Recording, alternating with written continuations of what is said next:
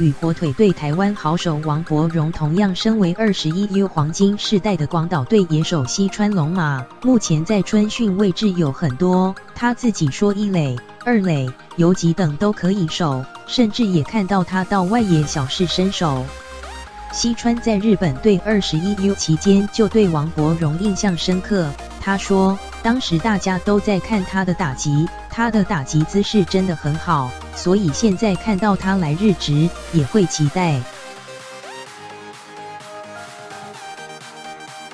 西川认为王柏荣的打击率在日本会不错，但是毕竟他跟洋炮的打击形态不同，会少一些全垒打，但还是很厉害。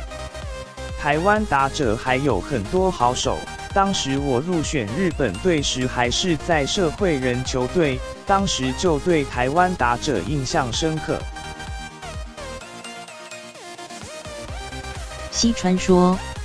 ，2020东京奥运，棒球可以重返夺牌项目。西川说，我都不知道自己会不会入选，但当然，若可以的话，会想在奥运再遇上他。